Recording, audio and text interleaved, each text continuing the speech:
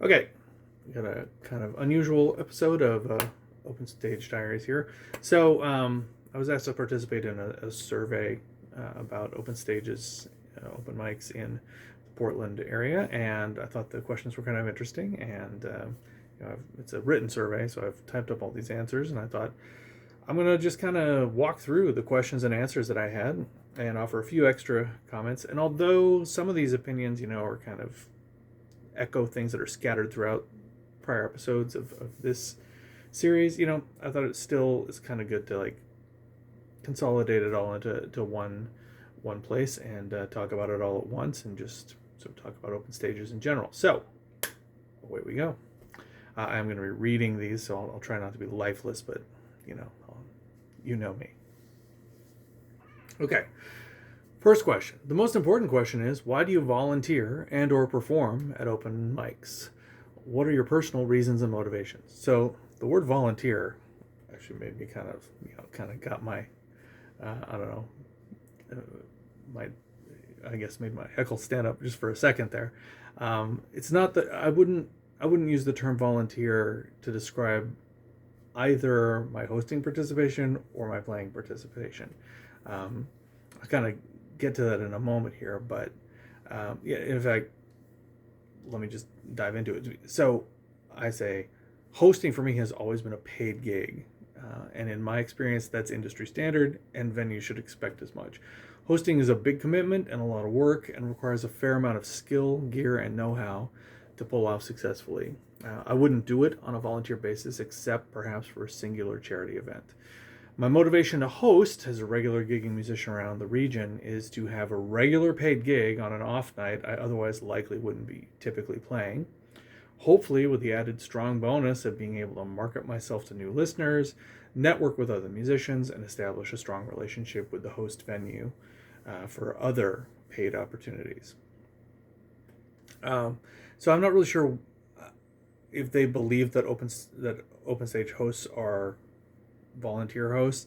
To each their own, but and I do talk about this when I was talking about some friends of mine who were trying to start up an open mic and did kind of get talked into doing it for free, and it quickly became too burdensome to bear for reasons that I detailed in that episode. As a host, it's a lot of work, and it's my opinion is I would never do it for free, like I just outlined. I would not do it as a volunteer, except, as I say, I guess a special exception could be made if there was for some reason, a fundraiser open stage that for a cause I really believed in. I would obviously make the same kind of exception I might make for other kind of charitable donations of my time or money. Okay. But I also wouldn't describe, even though I'm unpaid as a player, I wouldn't describe that as volunteer work. I'm getting something that I want, which is stage time without a gatekeeper. I'm going to show up, put my name on a list, and I'm going to get my 15 minutes. When I was, a teenager just beginning, that was gold. Like I would go to open stages all the time and kind of hone my craft, record myself, listen back to myself.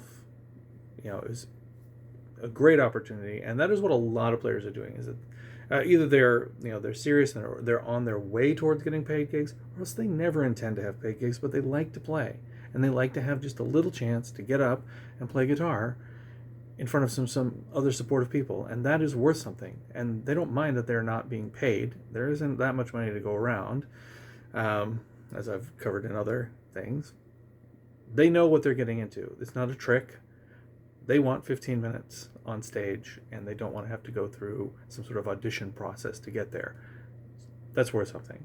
So, anyway, my actual written answer, which probably covers a lot of those same notes there, but let's see.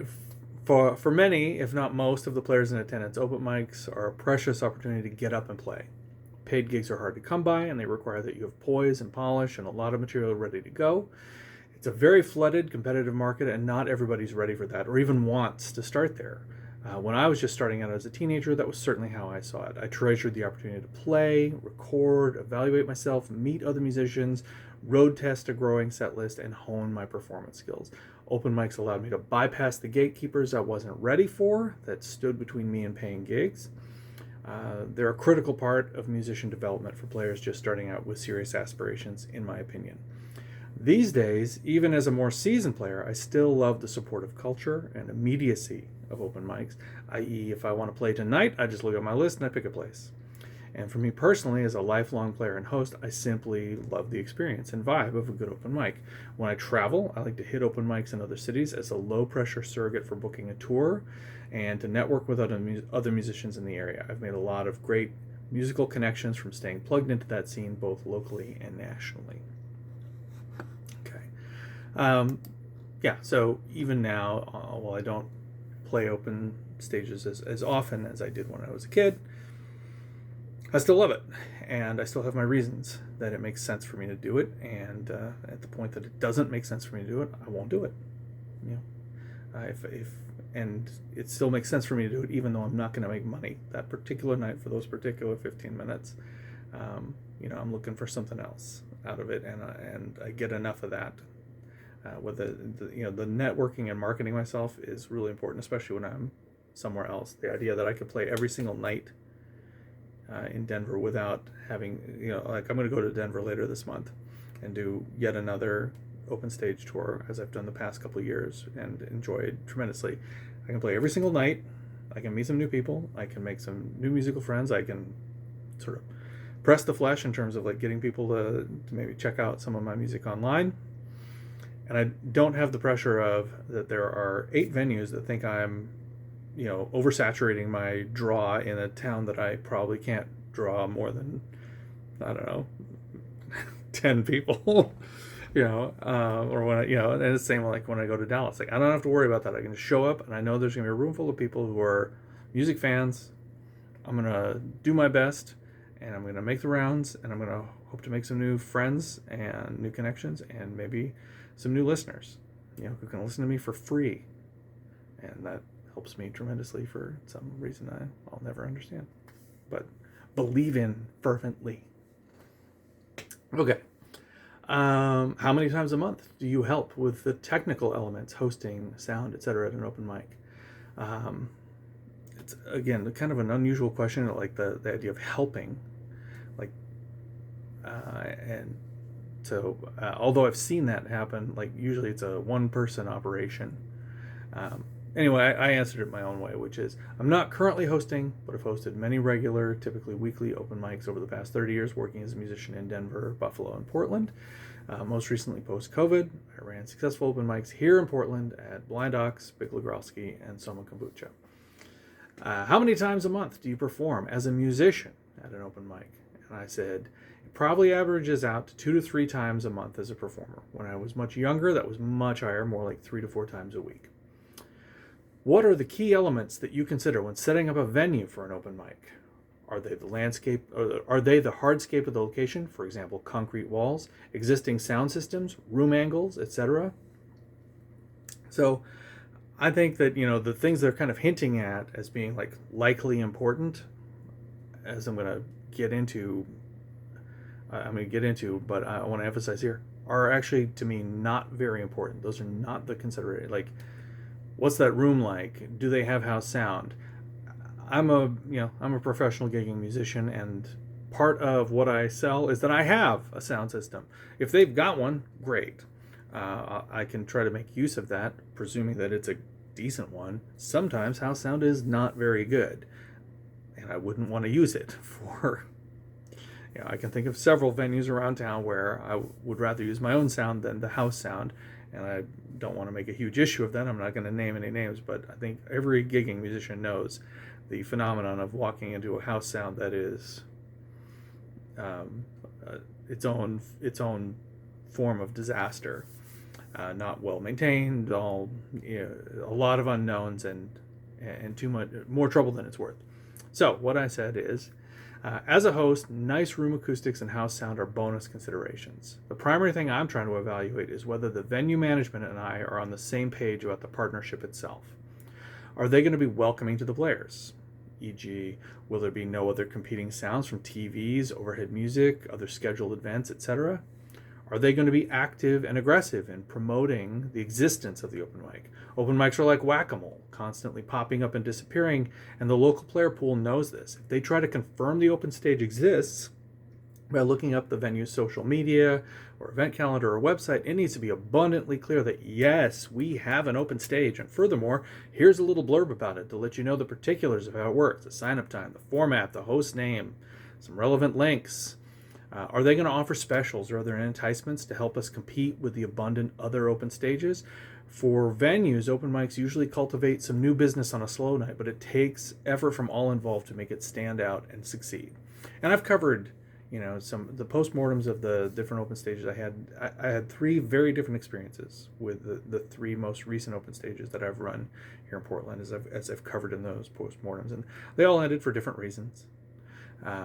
But I think that you can go back in the Open Stage Diary playlist and check that out if you want to hear a little more specifics about some of the things, lessons learned, or things that went well and could have gone better with different kind of like venue relationships.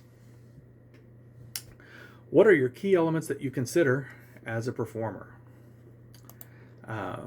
Okay, and I said format, time management, sound quality, and intangibles. Different open mics have different formats, and I prefer what is probably the most common 3-song / 15-minute on a first come, first serve in-person sign-up list. You'll see places that do randomized order or shorter times or other variations. Typically, those take away some of what I perceive as the benefit. So I'm less inclined to visit those. I prefer hosts who do a consistent, mindful job of keeping the list running on time.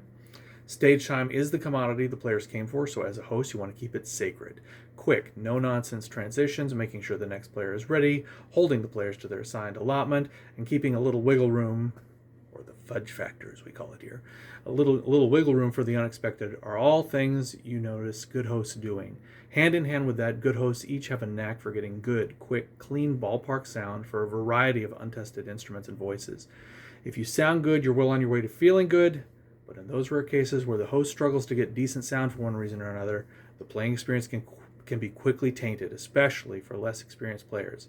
For intangibles, I'm looking for a little bonus that sets this open mic apart, be that a free recording, particularly beautiful acoustics, a backline, i.e. equipment for bands, a piano, particularly good food or drink, or the open mic is a legitimate stepping stone to a paid gig at the venue.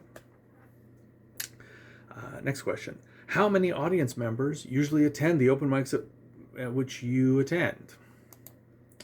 And I just sort of estimated for a typical 3-hour open mic. And I mean, this is something that's good to know if you're like talking to a venue about like what they can, expect, like what's our peak. Like we're not going to have 1,000 people in there, right? That's not going to happen. For a typical 3-hour open mic, if it's optimally busy, you're thinking about, that means like 12 to 15 performers, and maybe half or 2/3 of them brought like a supporter with them, their friend, their significant other, whoever. So you're talking about another like 10 plus supporters. So you're talking about like 20 to 25 people is probably a healthy attendance of a typical open mic. So yeah, if your venue would benefit from having 25 additional people on a Tuesday, then great. And if you think that you as a venue can further parlay that into, other regulars getting interested in what's going on, then, then it could be even more. It can be, other, I guess, not observers, but, sort of uninvolved bystander patrons. That's hard to put down in. I guess they did kind of ask about that. I suppose I had to maybe amend my answer to talk about that. But anyway, what are the primary issues that happen with sound or other technical processes at an open mic? How do you usually respond to these issues, either as a technician, this includes being a host, or a performer? So I said, as a host, the most common serious technical challenge is an acoustic guitar that can't go direct to the PA, either because by design it is not a pro-grade guitar with an onboard pickup, or because there's an issue with this particular instrument causing the pickup to fail.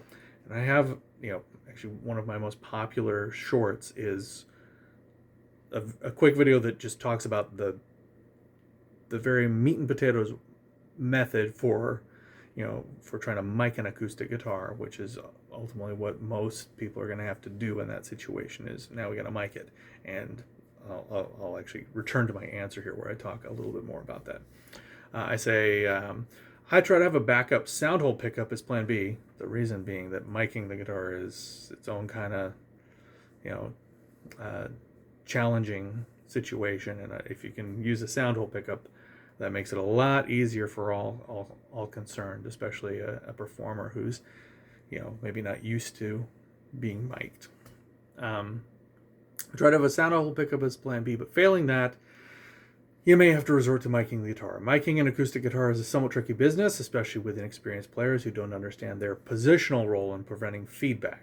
Ideally, you want the player to hold the guitar steady in one position, then position a mic between the sound hole and the bridge. So back here, if this is the sound hole, it's back here. And then you're maybe pointing the mic a little more at the bridge, where the part of the guitar where the strings connect here.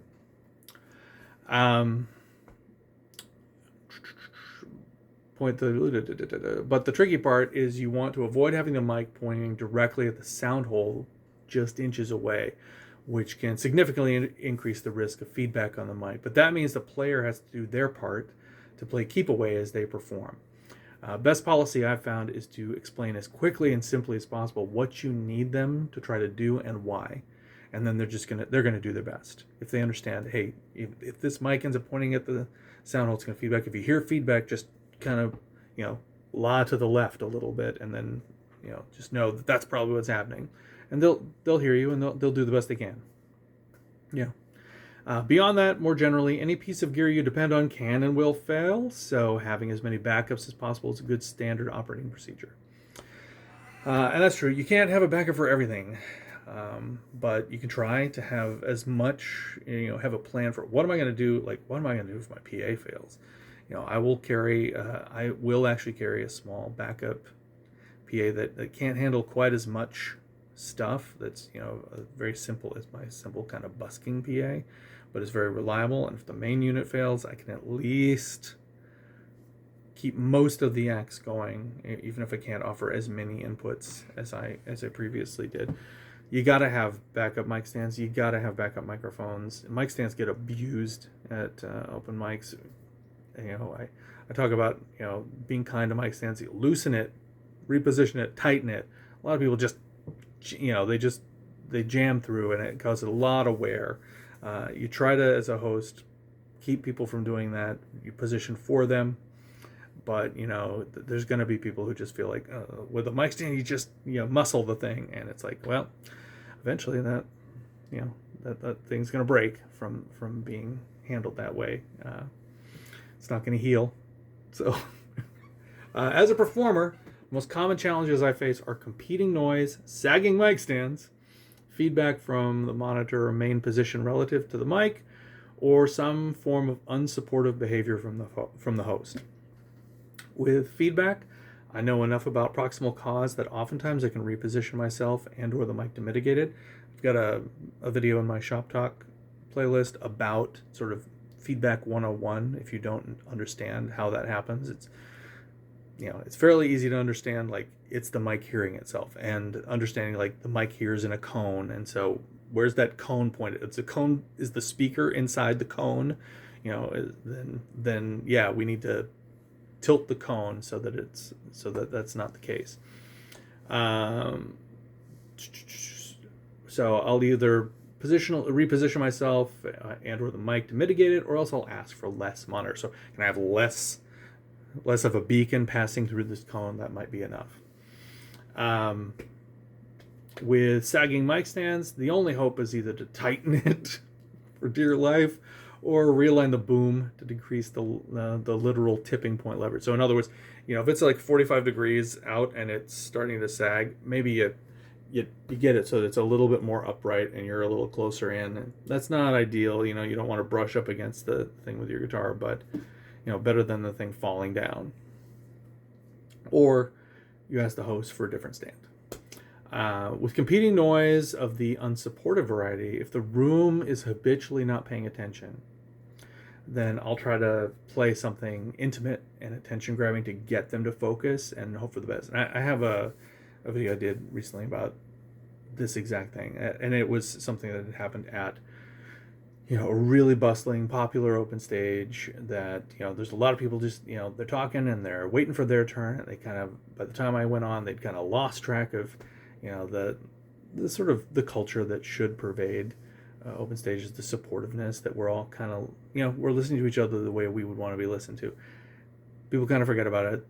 They're being noisy. Well, that is the time to get up there and like do your very, very best to try to win that room over by just however much you can wowing them. Like, it is time, like the most impressive thing you can do. This is not the time to try out a new song you're a little shaky on, unless you don't care, unless you're like, fine, let them talk, I'm just going to do my thing. And that's fine too. But if you care about the fact that they're not paying attention to you, it ain't their job to listen to you, but you can fight them for it. So give them something that they can't turn away from. Like, give them your best shot. And the secret for me is, rather than being really loud, is to be kind of quiet. It's to be intimate but excellent, so that they're like, wait, what? And they turn and they look and they zero in on something that they want to be quiet and listen to, rather than, oh, that guy's pretty good, but he's plenty loud and he doesn't need my quiet. You trick them into being quiet by being quiet. It's not really a trick, but you just give them something they want to listen to that's quiet, and they will quiet down and listen to it. So, fingers crossed, do your best. That was long. That's probably as long as the video I have on it, but you can listen. You can check that video out too. Let's see. But if it's TVs or other noise, there's not much you can do. Like, you can't just change everything. You can ask. You certainly can ask for anything. You can say, hey, can you ask them to turn off the house music? And you'd be surprised how often venues just like leave, the sort of radio on, or they've got TVs on that have sound, and it's like, that's so hard to deal with when you're like a seasoned player, and that happens. Like, there are gigs where it's like, seriously, I gotta deal with all this other sound, and I'll ask, and they'll say, yeah, the manager says it's football season. That's usually when it happens. It's football season, and there's a lot of people here who want to watch these games, and they want to hear what's going on. And then you just gotta deal with it. And I have a video, about kind of that too, which is like, how to like psych yourself up for, listen, somewhere here in this room, you just need to assume somebody is really dialed in and listening to you. You are connecting with somebody. There are a lot of people who did not come here to listen to you, and they are not listening to you. They are talking to their friends. They are watching the game. They are doing whatever. They're hitting on that girl, whatever they are doing. And, frankly, they probably have better luck hitting on that girl if they were the sensitive sort of person who had something to say about the brilliant music that's going on. But anyway, yeah, what the heck do I know? That wasn't funny enough, friends. Okay, moving on. Anyway, just, it helps, the trick for if you're feeling, because it can be very disheartening, and you can feel like, it's sort of the macrocosm of the microcosm inside you that is the doubt of whether or not you're good enough to be doing this, that we almost all feel about, am I kidding myself? Like, no one is paying attention to me. No one cares about my music. No one likes me. No one likes my music. Tune that out and just assume. Just take it as gospel. Like, just believe it in your heart. Somebody is listening to me, and somebody, and that somebody, I'm having a moment with them, musically connecting with them. Somebody is impressed with what I'm doing. They like what I'm doing. They're like, wow.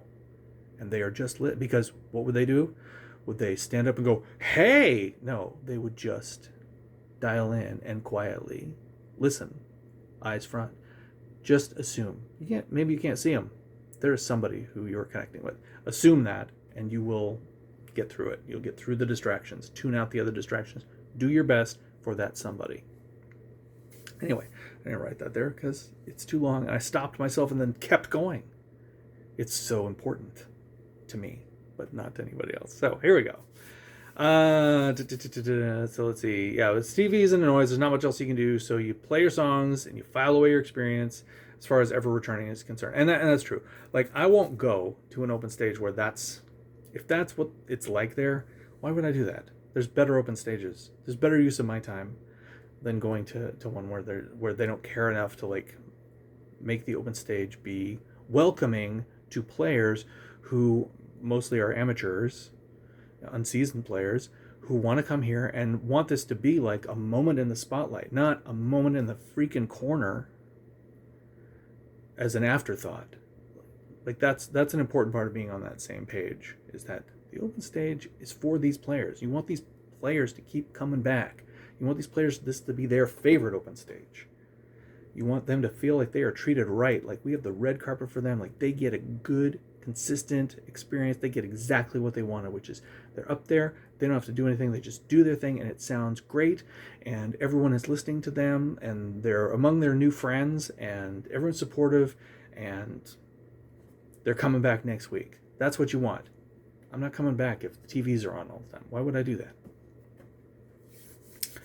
And when other performers are being distracting, I expect the host to advocate for a more supportive culture and handle it gracefully. If the host is themselves unsupportive, I'm not coming back. And in the worst of scenarios, I've cut my set short or left without playing. So let me talk about the former one.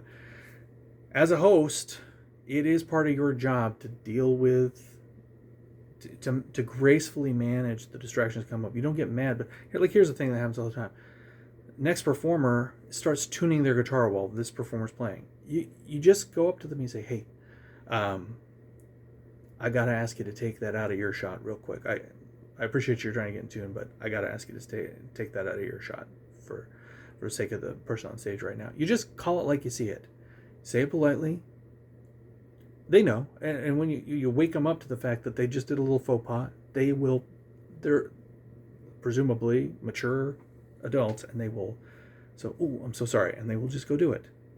You just got to be the person who gives the message. Don't make the performer on stage handle it. Nobody wants to do that. No one wants to handle the other players like they're hecklers. And the other players, they're just not thinking. They're just like in the zone. I gotta get on. Oh, my guitar's out of tune. They don't realize how much noise they're making. They don't realize how distracting they're being. Whatever it is, you handle it as the host. I expect the host to do that. When hosts don't do that, then I think a little bit less of them as hosts, and maybe I don't want to go to their open stage again. Same as the venues. Okay. Which brings us to, what are your reasons for selecting a venue or event at which to play as a musician? And I mean, I've covered this a little bit in some of the prior questions, so I just sort of did like a recap in like bullets, like positives. Okay, 3-song or 15-minute format. That's the good format as far as I'm concerned. Okay, in-person sign up, first come first served at a known time. I don't want to deal with like there's like agreements or somebody signed up last week or you have to know a procedure to, like, there's a Google form or whatever, there's a Google Doc for. I don't want to hear about that, or you're going to be in the Facebook group, or I don't want advanced signups. I want to show up at the sign up time, and if I'm there, I can pick the slot I want. First come, first served. Whoever came in the door, I'm third in line to pick a slot, whatever it is. And that I have my reasons that I want to go first, or I want to go last, or I want to go in the middle when my friends are going to come at 7. Like, I have my reasons for picking the slot I'm going to pick. The best available for me is not necessarily the best available for the next person, and I don't want to be randomized, for instance. Friendly, welcoming venue with decent food and drinks. This is something that I can make a difference. In those post-mortems, like the Blind Ox, it was a great partnership. They just, their business, unfortunately, there were some factors beyond their control. They went out of business. But they capitalized on the open stage brilliantly. I felt like they really were dialed into, we're going to have these people. We have this thing we can count on. We have these people who are coming in, this community of people. Let's up our game. And they started, they had better food. They had specials. They had, they really dealt into the hand they were played. That's not a thing. That's not a sentence. That's not a phrase. That's not a colloquialism. It is now. It is now because I said it. So the host is friendly, supportive, and professional, and runs a tight ship with excellent time management. That covers a lot of ground, but yeah, good hosting is really what that means. Good, quick, clean sound is another part of good hosting. Like, it's got to sound good. It's time, it's sound, it's bonus. Harkening back to the first video in this series. And then again, some kind of bonus intangible. And then I put, if I'm going to be honest, I prefer ones that are like a 20-minute drive from my house. I don't really want to go an hour out to Hood River, for instance. It would have to be pretty special for me to want to do that. Negatives. Randomized order or short set formats. I don't want to come to play one song. I'd have to feel like there was something really in it for me to come, not know when I'm going to play, and I'm only going to get to play one song. Like, that's hardly worth the trip as far as I'm concerned. Venue has competing background noise beyond normal patron conversation. It's fine that people are not necessarily here to listen and they came to have dinner with their friends. That's fine. They don't all have to be. It's not a hushed concert situation. But like I've talked about many times, TVs, that's a different thing. House music, that's a different thing. The venue has to know your open stage is competing with the other open stages in town. There's plenty of open stages where I don't have to deal with that nonsense. So if you are making me deal with that nonsense, I will not be coming back to your open stage. Strictly as an open stage player. Your open stage is not important enough to you. It's not important enough to me. Advanced signups. This is slightly, a slightly controversial hot take, I guess, within the open stage hosting community. A lot of open stage hosts believe in advanced signups as a way to make sure that you're going to have a full list. I don't like them. I won't do them. I make some tiny exceptions for people who I really, really know that I can count on. But it's just too much. As a general rule, it's going to lead to some dive bombing. People who just like show up strictly at the time they're going to play, and then they leave, and they're not supportive to the other players, which is a bad cultural. It's a bad. It sets a bad example for the culture you're trying to get. You want people to be engaged. You want them to be supportive of each other. You want them to stay for the whole thing or as close to it as possible. You want them to support the venue that's giving us this place to play. You want all those things. You don't just want people to show up, think, I don't need to buy anything here because I'm just going to be here for 15 minutes, play my thing, and then I'm going to go off to another one down the street or 20 minutes from here, reasonable driving distance. So advanced signups, I don't like it. And it creates these, like, also, I got to figure out how I get on that sign up sheet, and it needs to be it needs to be something that I recognize, so that I don't just show up and like, oh yeah, all the spots are already spoken for, even though you're the first person here. So that was a wasted trip. History of poor time management leading to later acts getting short sets or not having time to play at all. This is something like I cover this in, there are open stages that I've reviewed in I have a playlist of open stage reviews, both for here and Denver, for Portland and Denver. And that's something I will call out, is that, because that to me is like, that's kind of the cardinal sin of hosting, is that I, as a player, I came here and I just wanted one thing. I want 15 minutes of good stage time. Can you give me that? And if I had to wait till the end and you cut my set down to 5 minutes, I can give you one song. Or worse yet, I can make you be first next time. There is no next time. Why am I here? Why are you wasting my time? Like, I know from hosting, this can be done. You have to be on it, but this can be done. Obviously, there's disasters that occur that, are beyond the pale, and I'm not talking about that. I'm talking about the thing ran like normal, and you just stink at time management, and everyone can kind of see it. I won't come back to that. Host is in any way unsupportive. I don't need to deal with that. Same thing as with the venues. If the venue is not supportive, if the host is like, they talk and they're distracted, they're not on top of it. There's other hosts that do this. It's not that hard. It's not that hard to do this well. You just have to kind of care and kind of dig in and do it, and you're probably going to do a good job of it. Featured acts. This is a personal pet peeve. I don't like open stages with featured acts. I think that first off is that it's usually kind of a disservice to the featured act. Like, it acts as if there's something special about this featured act. Usually they get a longer set in the middle, and it just kind of breaks up the flow, and it's not the worst thing in the world. I just don't particularly like it. And so given the choice between featured acts versus just an open list, I'll choose the open list. Gimmicky caveats, again, this is, it depends what the caveats are, but there's an open stage in town that I have to this point kind of avoided playing because it's a 1-song format, or you can have 2 songs if you do the weekly song prompt, and I don't care.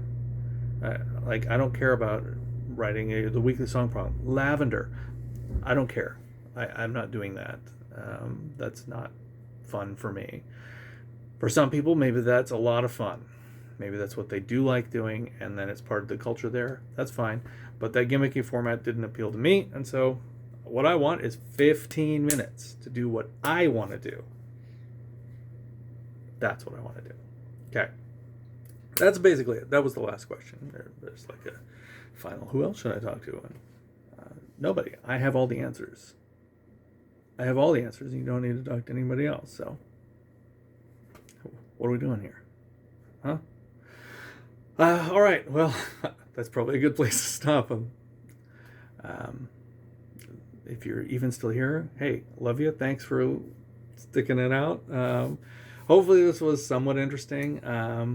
I may be preaching to the choir, or else maybe I'm not. If you think I've kind of got it wrong on something, feel free to comment. I do, I can have my mind changed by a good persuasive argument if you have something, or if there's something you felt that I kind of left out, like something that's important to think about as like, I'm really looking for this, or here's a technical, I think that here it's not acoustic guitars, it's this that actually I see happening all the time as a host. That was just the first thing that popped into mind, for instance. So yeah, comment away. Let's have a discussion. Love you all, and till next time. See you at the open stage.